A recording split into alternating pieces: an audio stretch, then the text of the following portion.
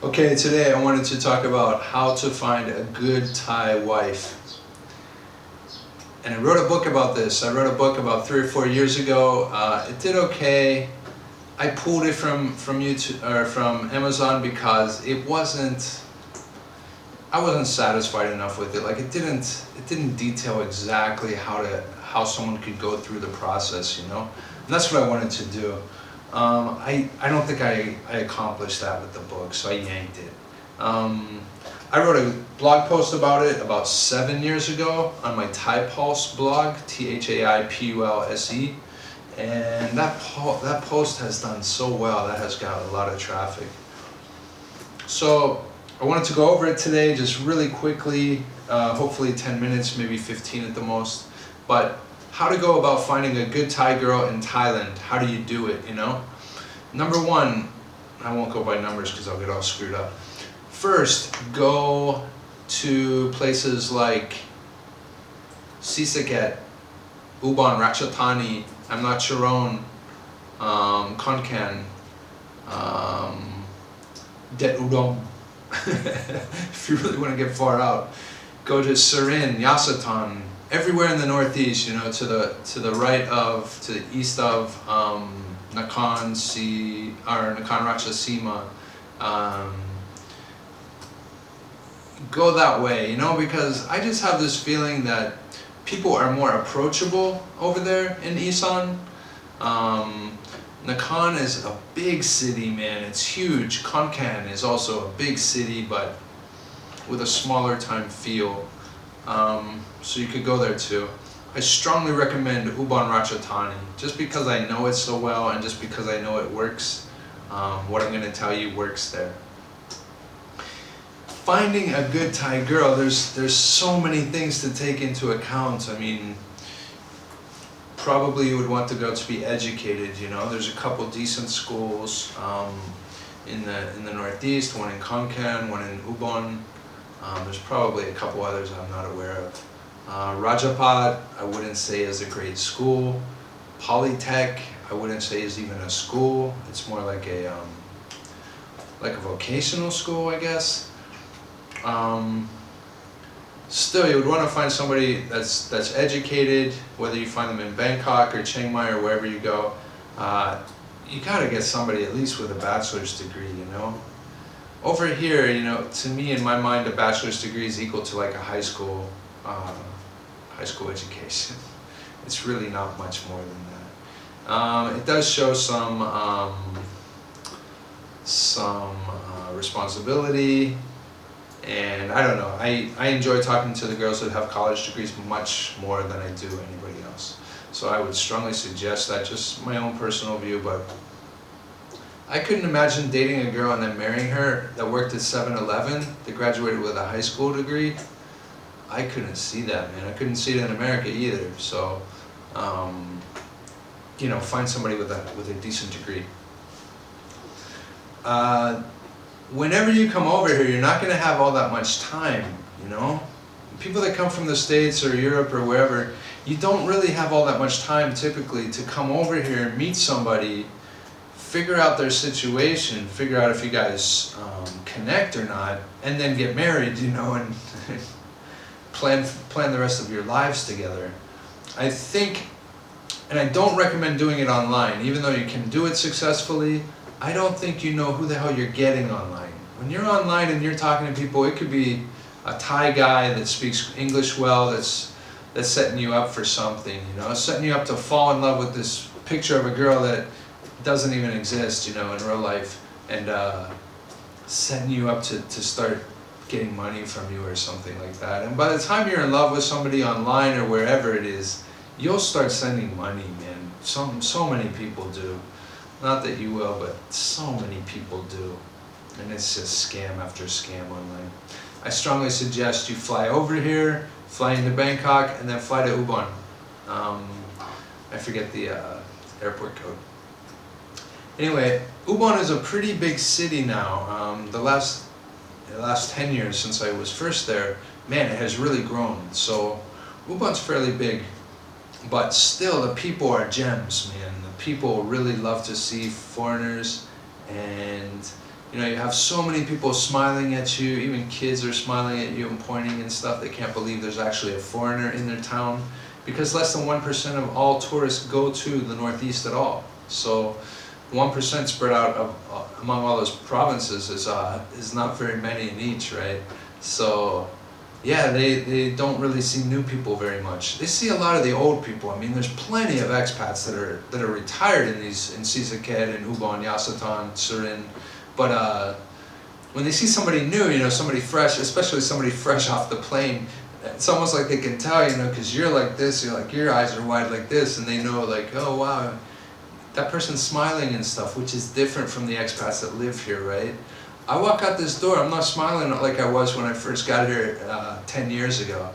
There's something that has worn off in the process during those 10 years. And anyway, so actually that freshness helps you whenever you go to Isan, you know? When you go as a person new to visiting Thailand or visiting that area of Thailand, everything is new, and the people, their enthusiasm to see you, to talk to you, to smile at you and stuff like that is very evident, and hopefully it's contagious and you also start to smile too. Because when I first got there I didn't, and I thought, oh, I don't like this place so much. But then, you know, I noticed other people still smiling at me, you know, and then eventually it caught on, it was contagious, and I started to smile a lot. Once I started to smile a lot, man, I was dating whoever I wanted. It was so easy to meet people.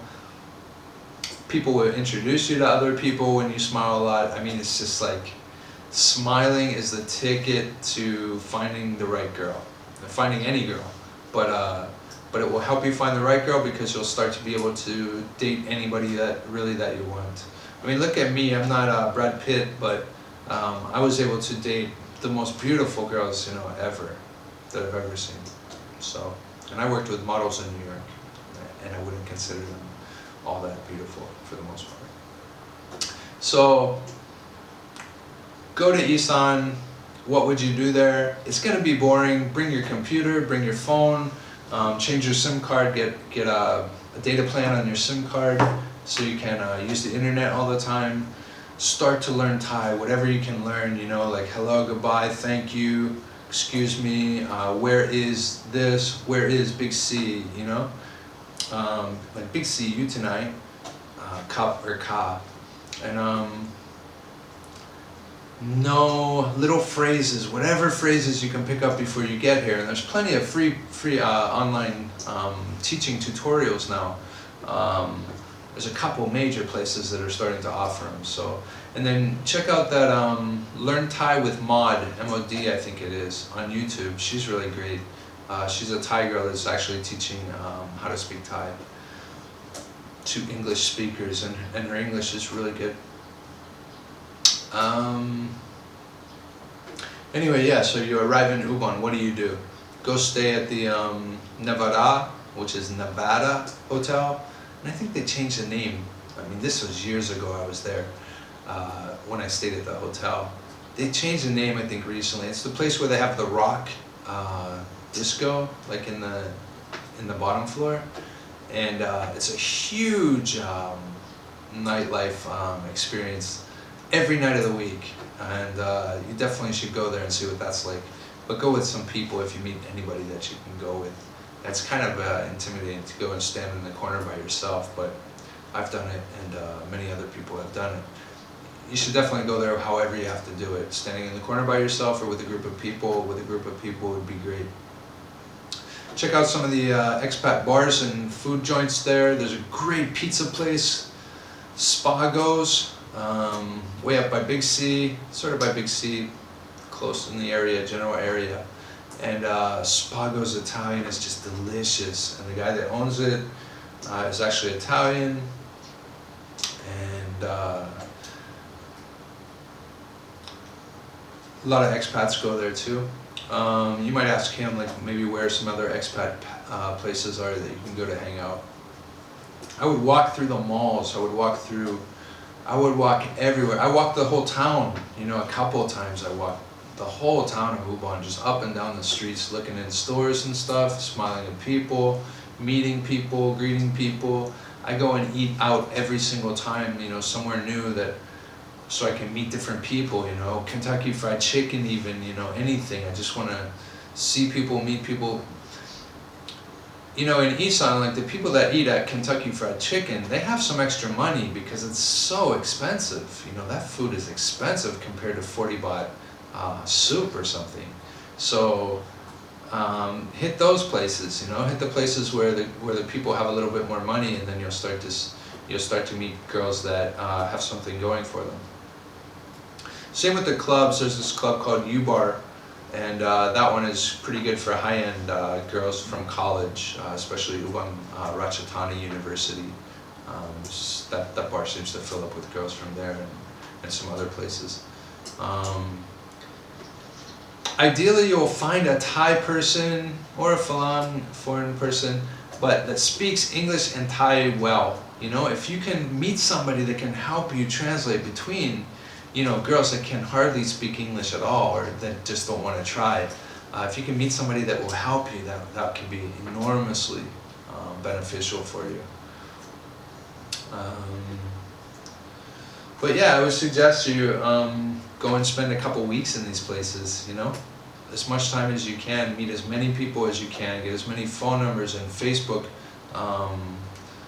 connect with as many people on Facebook as you can, get emails, phone numbers, everything, you know, because when you fly back to your country, and then you're gonna have to continue to interact with people. You might have 5 girls that you're interested in some way that you want to keep in contact with when you go back to your country. So you're gonna have to put in a lot of time and effort. And so to find a good Thai wife, I say go to Isan. You know, most of the bar girls come from Isan because they're so poor, you know, in the area. They'll do anything for money. They come to Bangkok, or they go to Patong or Pattaya or somewhere like that to work in the bars, you know, because it could mean 30,000 baht a month or even more for some. So, but I think the Isan people are just the best, you know, in my mind they're the best. It feels like home when I go up there every time. It used to feel like I was a superstar, I guess because I was smiling too much and really enjoying and digging like all the stairs and everything, but now when I go up I don't smile, you know, but I recognize that the people are still good, and I don't know, it's just a really nice experience. So I would find a girl that doesn't, well, here's a list of things that I think define a decent, this is for myself, a girl of marriage material is someone educated with a 4-year degree from one of the Thai universities. She's cute or gorgeous. She's sweet, kind, generous, unselfish, never obnoxious, always a lady, treats her parents with the utmost respect, as well as her relatives and strangers. Because if she doesn't, I mean, if she's alienated from her family, there's a reason for that, and maybe it's a bad reason, you know. She's probably Buddhist, but not only that, she goes to the temple sometimes, either because she feels like she should or because she really believes it. She doesn't have tattoos. That's changing a little bit now. Some regular girls have tattoos now. I even saw a rose on somebody's chest here that I'm still uncertain whether or not she was, you know. But flowers on the ankle or something is okay. Like a big woman with a bikini top, you know, here, or like something crazy like that. Buddhist tattoos, usually girls don't get them, you know. You might say, oh yeah, it's a Buddhist tattoo, it just means she's really into Buddhism. But anybody but the bar girls, it's not really like that. I don't know one person here that isn't a bar girl that has a Buddhist tattoo on their back or arm or anywhere like that. So it's an indicator. It doesn't mean for sure, but it can be an indicator. She probably doesn't smoke. You know, the bar girls smoke, the lady boys smoke. Occasionally the bar girls smoke, but mostly the lady boys smoke. And then girls from way out in the village, you know, that work in the fields, they sometimes smoke. Doesn't take drugs of any sort, doesn't have money on the brain, because you know what, money on the brain is like, she either has it or she doesn't. It either runs her whole life or it doesn't. So she might be looking at you as an ATM, and you're going to find that out within days, you know, for sure, because she's asking you questions about, do you own that motorbike or do you rent it, you know, and how much do you pay? how much is your rent? You know, how much do you pay for your rent? Do you own that house? Do you rent that house? You know, all these things. Do you own a house back in America? You have a boat? You have a car? How many cars do you have? What kind of car is it? How much did you pay for it?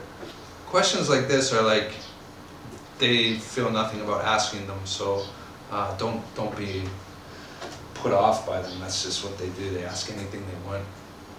If a girl's really focused on money, you're gonna know really soon. And I wouldn't even go there, man. My wife hasn't mentioned money. You know, when I first started dating her at all, we never ever talked about money. You know, never. It never came up.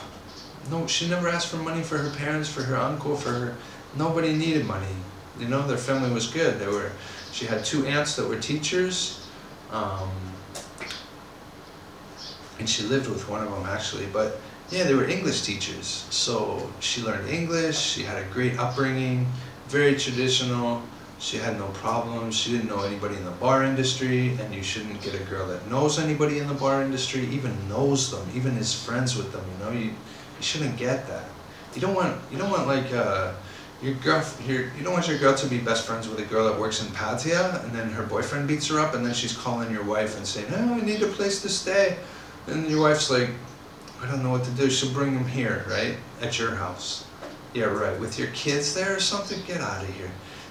Don't even go there at all. Just stay away from girls that have bar girlfriends. Stay away from girls that have a lot of lady boyfriends. My wife knew one lady boy from school, but I ignored that. And she doesn't talk to her anymore or anything. But try to find a girl that's college graduate. Find a girl that doesn't care how much dowry is going to be paid. And this is kind of a tough one because you don't really know. You got to bring the subject up pretty quick to find out. Her whole life she might have been thinking about dowry, and her parents might have been thinking about it. You know, especially the high-end people, even the low-end people. I mean, there's groups of people that actually dream about dowry. You know, they're going to make so much money. They're going to make $1 million or more from when their daughter gets married. But my wife and family never said a word. There's no mention of it at all. There is no dowry. It's not something they ever thought about. They don't care. So ideally, you'll find something like that. Probably you'll find somebody that just is okay with a few $1,000s or something. I have a friend.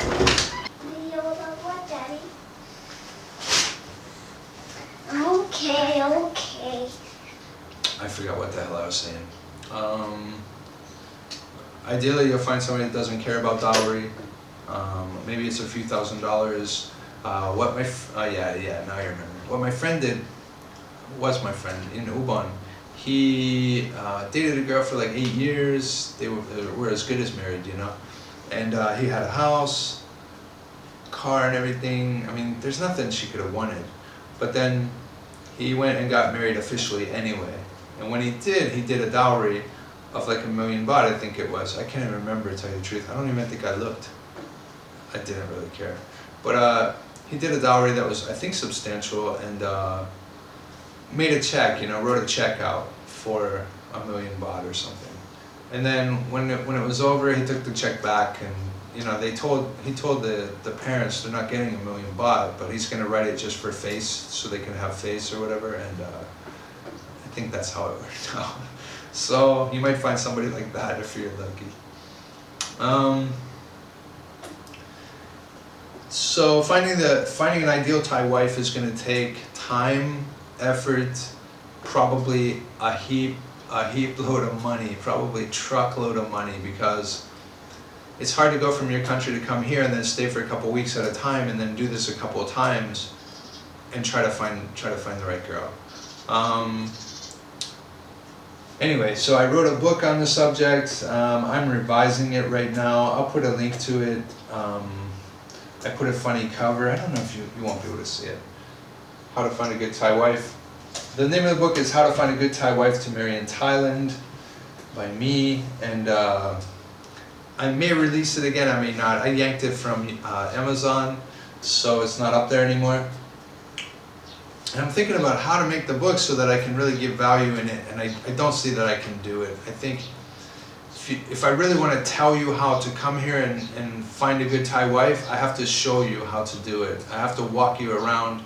I have to fly to Ubon with you walk around up and down the streets and into the malls, and for 2 weeks, you know, we're gonna have to look for girls that might be good for you and see if you guys connect and translate everything between and meet the family and all of this stuff. I mean, it's, to me, that's the only way you can do it. When I did the book, I was optimistic, you know, that somebody could actually do what I asked them to do, but I think it probably seemed overwhelming, you know. So that's it. I hope this helps you. I'm going to do, you know, I have probably 6 books written on Thailand, so I'm going to start to pull chapters from those and make them topics for videos here. So hopefully it'll help people. This is from the Thai Pulse site. I have a number of articles that I'm going to go over too and do videos about. I'm going to pull some topics from, what is that book called? I even forget. Thailand Black Book, Thai Black Book, and that has some interesting topics for sure. Anyway, yeah, so keep watching, subscribe, and I'll have some more on here within a couple days. All right, cheers.